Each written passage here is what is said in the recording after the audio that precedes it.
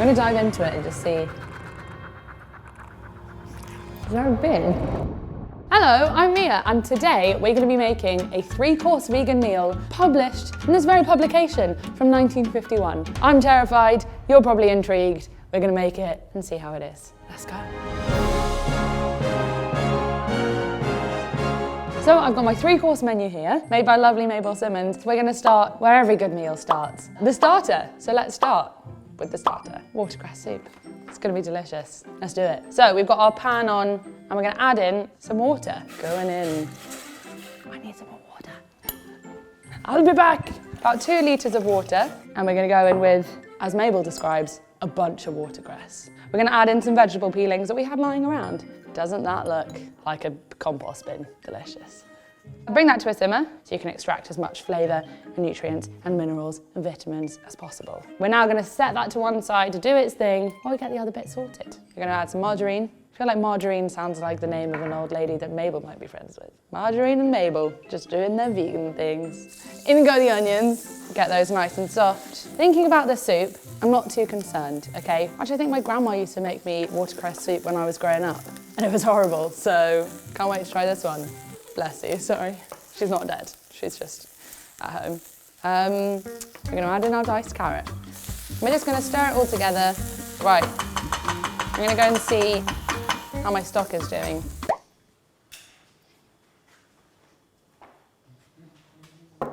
Ta-da! Our stock.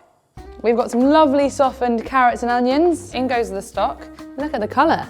And then we're gonna go in with large bay leaf and then some barley. And hopefully that's gonna help thicken up the soup. I think that was Mabel's intention. So we're gonna season it up with some salt. Let's get some pepper in there as well. I'm not mad at this. It's actually not even smelling that bad. So we're gonna simmer that for 3/4 of an hour. Or in modern day chat, 45 minutes. They probably had minutes in 1951. Then we're gonna add in a bit of chopped watercress just to finish it off. And then away we go. So let's leave this to do its thing. Do your thing. So we're on to the next course, and this time we've got ourselves a walnut and tomato savoury. Very intrigued. So we're going to start off by doing what Mabel knows best. Fry some onions in some margarine. Something incredibly sensual about this. Place the onions in a pie dish once fried. Onions are cooked, we're going to get them in there. Squish you guys around a little bit. Stunning, dinner is served. Then we're going to layer on some cooked rice. Then we're going to go in with a layer of sliced tomatoes. This is looking lovely. Stunning. Then we're going to sprinkle over some milled nuts, and then we can just cover that with breadcrumbs. Oh, right, we've got some brown wholemeal was specified, so we've got some wholemeal breadcrumbs going on here. I just feel like I've missed out a step. Doesn't that look dry?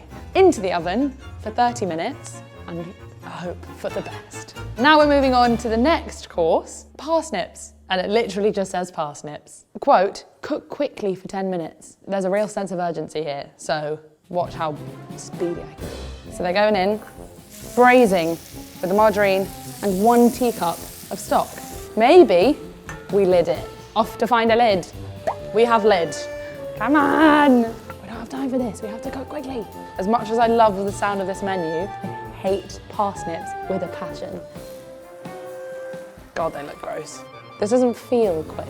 She didn't tell me to, but I want to salt them.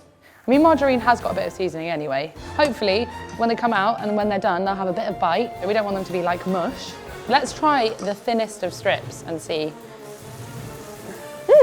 It's cooked, it's soft, it's buttery, margarine-y. I'm not mad at it. Pop them to one side and get ready for pie time.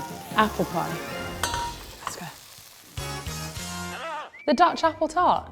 Actually sounds delicious. We haven't had a lot of help from Mabel, but there isn't a surprise there. All we need is some wholemeal flour, some nutter.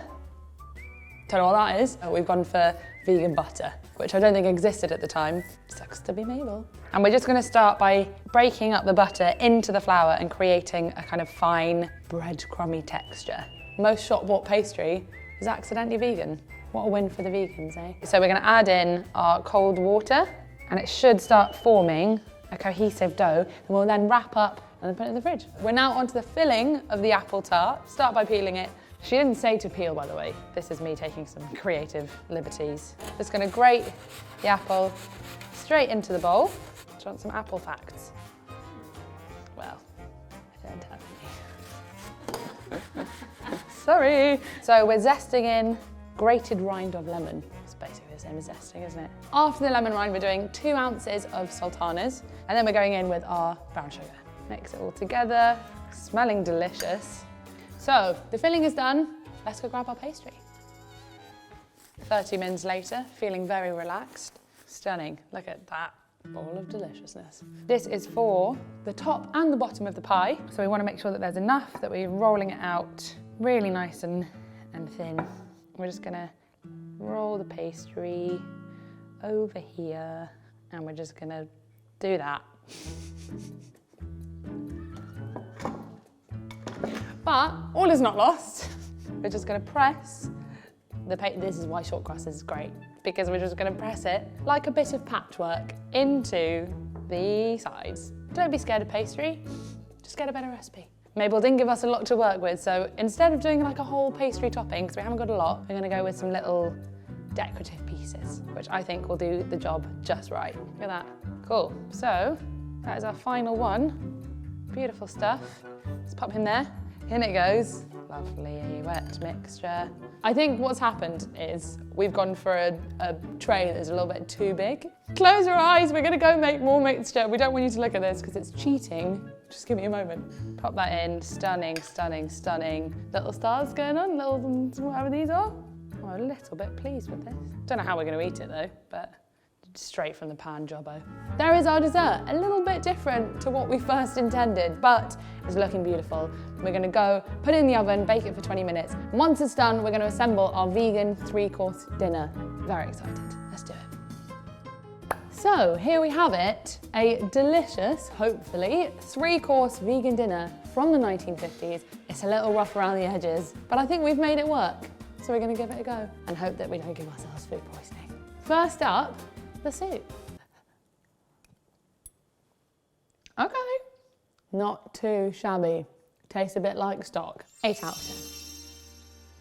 7 out of 10. Right, moving on, we have our walnut and tomato savoury with a side of parsnips, which I'm slightly dreading. I'm gonna dive into it and just see what we've got going on. Everything's so dry.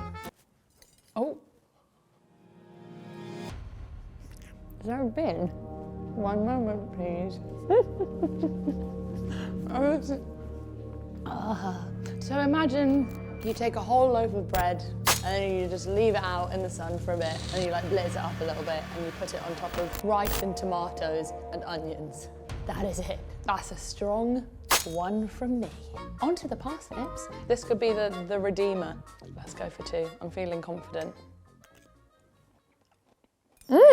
Yeah. Buttery, well, margarine-y, soft, a little bit salty, a little bit sweet, delicious. Considering that I don't really like parsnips, they're pretty good. I'm gonna give them a solid 8 out of 10. Considering that these two come as a pair, we've got to try them together. Just as I suspected, absolutely atrocious. Bye. So last but not least, we have the delicious looking apple tart. Hopefully, the apples are gonna give me some moisture. Why is it so sour? There's a lot going on here. We've got sweet, we have sour, and then there is some sultanas in there. I think nothing that a bit of custard couldn't sort out. Also quite dry. All things considered, a 4.5 out of 10. Couple of things that could have been improved. I'd probably still eat it if it was put in front of me. So there we have it. This was my 3-course vegan dinner from the 1950s. Some was a lot better than expected, and some was a lot worse. But veganism has clearly come a very long way, and for that, I, and I'm sure many other vegans, are incredibly grateful. So thanks, Donald Watson, and all your pals at the Vegan Society. I'm gonna throw these in the bin now. If you would like to see more fantastic recipes and test kitchen nonsense, and please give Twisted Plus a follow. Like, subscribe, do it all, and even give Twisted Green a follow if you want to see more fantastic vegan content. You're gonna love it. We'll see you next time. Bye.